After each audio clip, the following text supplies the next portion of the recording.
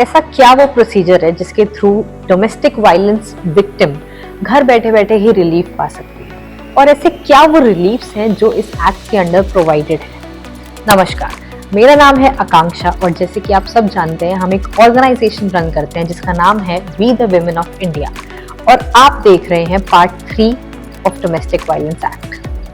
तो इस वीडियो में हम बात करेंगे प्रोसीजर और रिलीफ के बारे में। अगर आप एक महिला हैं और आपके साथ फिजिकल अब्यूज हो रहा है, मेंटल अब्यूज हो रहा है, इकोनॉमिकल अब्यूज हो रहा है, इमोशनल अब्यूज हो रहा है, तो आप क्या कर सकते हैं? आप 100 डायल कर सकते हैं या आप 112 डायल कर सकते हैं, जो कि आपके लोकल पुलिस स्टेशन पर आपको कनेक्ट करेगा।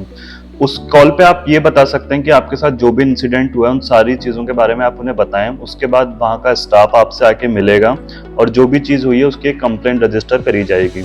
लेकिन हमारी इस वीडियो का मोटिव है कि कैसे आप पुलिस के इंटरवेंशन के बिना डीवी एक्ट के अंदर प्रोसीड कर सकते हैं। तो एक और नेशनल वुमेन हेल्पलाइन नंबर है 181, जिसको अगर आप डायल करेंगे तो आपके एरिया का जो भी काउंसलर होगा वो आपसे कनेक्ट करेगा। उस नंबर को डायल करने से क्या होगा, आपका पुलिस का जो इंटरवेंशन है वो फिनिश हो जाएगा। आपको पुलिस की रोल की कोई ज़रूरत नहीं पड़ेगी।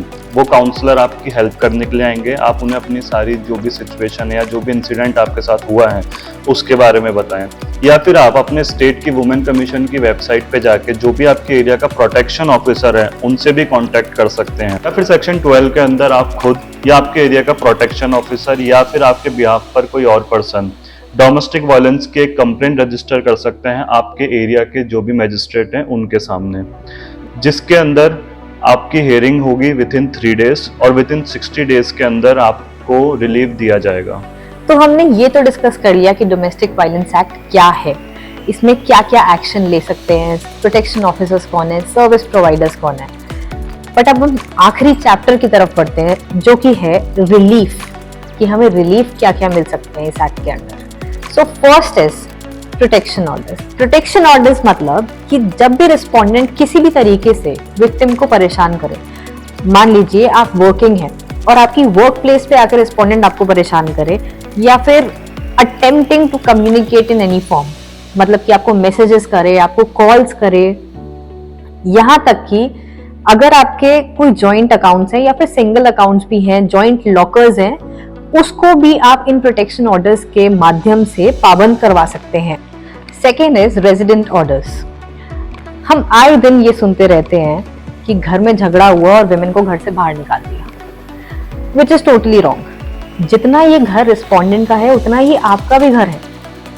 इट इज नॉट मम्मी का घर, पापा का घर या फिर हस्बैंड का घर, इट इज योर घर, आपका घर है।